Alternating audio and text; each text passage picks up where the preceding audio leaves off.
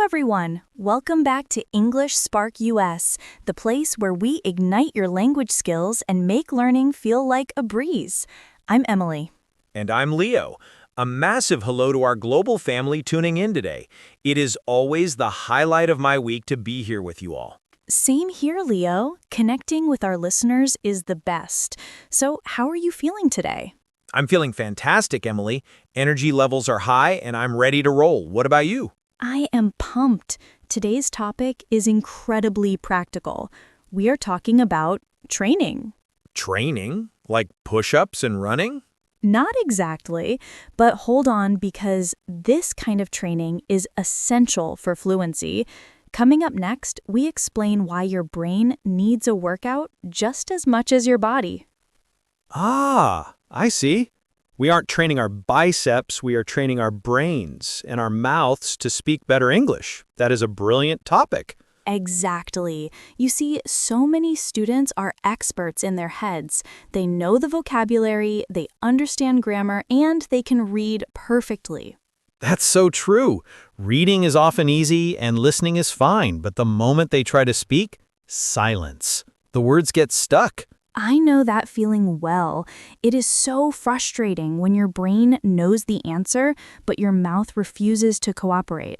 The connection is broken, but don't worry, we have the fix. Stay tuned because we have 10 specific tips to bridge the gap between what you know and what you say. Part 3, the support, call to action. We have compiled 10 powerful tips to connect your brain to your mouth. Wow, 10 tips? That is a goldmine of information. It is, but they are all simple to apply. However, before we jump into our training session, Leo and I have a tiny favor to ask our English Spark US family. That's right. If you enjoy our conversations and want to support the channel, please hit that subscribe button right now. And if you find value in this episode, give us a thumbs up and share it with a friend who is also learning. Your support keeps us going. Okay, Emily, I am ready to train. What is the first step? Tip number 1 is about to change the way you construct sentences forever. Okay, let's start with tip number 1. This is crucial. Stop thinking about single, isolated words. Single words? You mean like thinking cat, run, or table? Exactly. When you speak, if you think one word at a time, you sound choppy. You need to think in blocks. Blocks. Interesting. Can you break that down for us? Sure. Don't think I am going to the store. That is robotic and slow. It sounds like a computer from the 90s. Very unnatural. Right. Instead, visualize the sentence in big pieces. Block 1 is I'm going to. Block 2 is the store. But how does grouping words actually help your speed? Let's analyze the pattern. So, I'm going to becomes one single sound unit in my head, and the store is the second unit? Yes, I'm going to is a fixed pattern. You can attach anything to it. I'm going to the park. I'm going to sleep. That makes speaking so much faster because my brain isn't building the grammar from scratch every time. Exactly. Learn the phrases or sentence patterns, not just the individual vocabulary. It makes your flow much smoother. That is a game changer. I love it. Ready for the next one? Tip number 2 is a technique called shadowing. This next technique requires you to be a bit of a copycat in the best way possible. Shadowing? That sounds mysterious, like a detective following someone in the dark. Sort of. You need to follow a native speaker closely. You must become a copycat. I used to copy my brother when we were kids. It annoyed him so much. Well, now you can do it to learn English. Listen to a podcast like English Spark US or watch a video. Then repeat exactly what the speaker says immediately after they say it. Okay, so I repeat the words instantly. Is that it? Not quite. It's not just about the words. You have to go deeper. There's a secret musical element you need to copy, or it won't work. What else am I copying if not just the words? You need to copy the music of their voice, the rhythm. When does their voice go up? When does it drop down? Where do they pause? Ah, the melody of the language. That is so key for sounding natural and not like a textbook. Precisely. Communication isn't just what you say, it is how you say it. Shadowing trains your mouth to feel that rhythm. I will try to be the best shadow ever. What do we have for tip number 3? Tip number 3 makes some people very nervous. Get your smartphones ready because this next tip requires a little bit of bravery. Tip 3 is record your own voice. Oh no, recording myself? That is terrifying.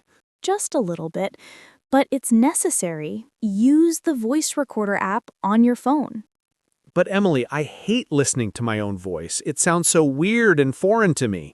I promise you, Leo, everyone feels that way, even professional actors, but it's the most honest tool you have. How exactly does torturing myself with my recording help me learn?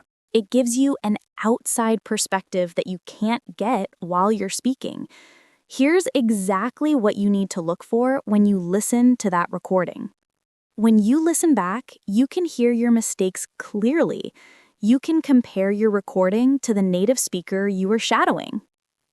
I see. So I can hear if my music or intonation matches theirs? Exactly. It's the best way to hear the truth about your pronunciation. Your ears will catch things your brain missed while speaking. Okay, I will be brave. I'll start recording myself today. Great attitude, Leo. Now, tip number 4 is all about repetition. Doing the same thing over and over? That sounds boring. It might seem boring, but that's how you build automatic fluency. Think of it like sports. You don't swing the racket once and become a pro. Like a tennis player practicing the same serve 1,000 times? Yes, to get that muscle memory, you need to repeat useful phrases many times. Okay, give me an example of how to do this without falling asleep. Take a common phrase, like, would you like some? Okay, would you like some? Now, finish that sentence quickly with different words. I'll give you a word, you finish the phrase. Ready? Coffee. Would you like some coffee? Water. Would you like some water? Let's keep the speed up and see how this changes your reaction time. Help. Would you like some help? Cake. Would you like some cake? See, your mouth is getting used to the pattern, would you like some? It becomes automatic. You don't have to think about the grammar anymore. Wow, that is a great exercise. It feels fast and dynamic. It creates a reflex. Okay, tip number 5 connects back to our first tip about blocks. It's called use chunks. Chunks? That sounds heavy. It means using big, ready-made pieces of language that native speakers use constantly. These chunks are the secret to sounding polite and sophisticated without studying grammar rules. Can you give us some examples of these chunks? Sure, things like at the end of the day, or I was wondering if, or do you mind if I... Those are long phrases, but we say them very quickly, don't we? Yes, if you learn, do you mind if I, as one chunk, you don't worry about the grammar. You just say the chunk and add your verb. Do you mind if I sit here? That sounds very polite and natural. Exactly. Tip number 6 is the real physical workout. We are going to the mouth gym. English has sounds that don't exist in other languages. Here is how we conquer them. You need to exercise your mouth muscles, your tongue, your lips, your jaw. My mouth muscles? I never thought about that. English has difficult sounds. For example, the TH sound is a nightmare for many students. Oh, the th. You have to stick your tongue out between your teeth. It feels rude. It feels funny, but you have to train your tongue to do it physically. Say, think. Think. That. It takes effort. It does. And the American R sound is another big one. Red car. But when can you practice this without people staring at you? Red car. My tongue is curling back. So I need to treat this like a gym session? Yes, 5 minutes every day. Do these mouth exercises in the shower. In the shower? Yes, it's private, nobody is watching, and you can make crazy faces. Stretch your mouth. Make the TH sound. My family might think I've gone crazy if they hear me hissing in the shower. Maybe, but your pronunciation will become fantastic. Deal. Mouth gym in the shower. Got it. Tip number 7 is one of my personal favorites. Start thinking in English. But how can you think in English if you don't live in an English-speaking country? Thinking in English? That sounds hard. I usually think in my native language. That's okay. You can do this alone, inside your head. You don't need to be in the US or UK. How do I start? Narrate your life. Be the commentator of your own day. When you are doing things, describe them in English mentally. Like a story? Exactly. When you make breakfast, think, now I'm making coffee. I am pouring the water. Where is the milk? Ah, here is the milk. Simple sentences about real actions. I like that. This turns boring daily tasks into a valuable English lesson. It connects English to your reality. Now, tip number 8 is vital for unblocking your brain. Stop translating. Oh, this is the hardest one. When I want to speak, I think in my language first, then I try to translate every word to English. It is natural, but is too slow. You will get stuck. So, what should you do if you don't know a specific word? Panic? Stop talking? No! You paraphrase. Paraphrase? That means saying it in a different way, right? Here is a trick to keep the conversation going even when your memory fails you. If you forget a word, don't stop. Describe it. For example, if you forget the word umbrella. Okay, I can say it's the thing we use when it rains. You hold it over your head. Perfect! That is excellent communication.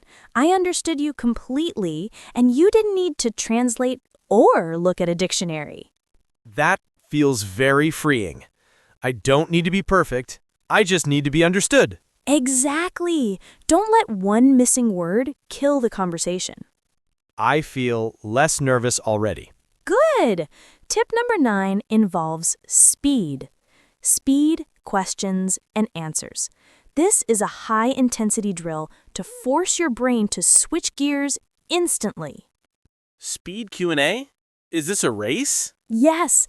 Find a friend or do this yourself.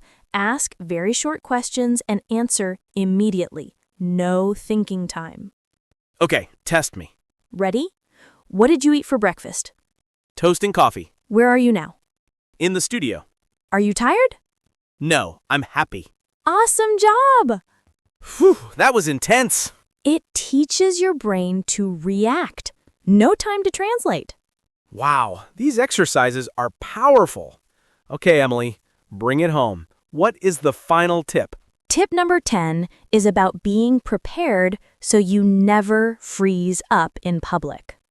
Tip number 10 is have triggers ready. Triggers? Have ready-made phrases for common situations, scripts that you know perfectly. Preparation. Like having a script in your pocket. Yes. For example, if you meet someone new, have your introduction ready. Hello, nice to meet you. My name is Leo, and I am a podcast host. Perfect. You don't have to think about it, it just flows. Or for a restaurant. Can I have the menu, please? Exactly. These phrases give you the confidence to start speaking. Once you start, the rest is easier. We have covered a massive amount of ground today. Let's recap so you don't forget. Wow, 10 amazing tips to train our brains and mouths? Let's review quickly. 1. Speak in blocks. 2. Shadow native speakers. 3. Record yourself. 4. Repetition. 5. Use chunks. 6. Go to the mouth gym. 7. Narrate your life. 8. Don't translate, paraphrase. 9. Speed Q&A. And 10. Have ready phrases. Don't try to do them all today. Start small. Maybe just narrate your dinner prep tonight. Consistency is key. Before we go, please subscribe to English Spark US and tell us in the comments, what is the hardest English sound for you? We'd love to know. Thanks for training with us today. Have a great week. See you next time. Bye.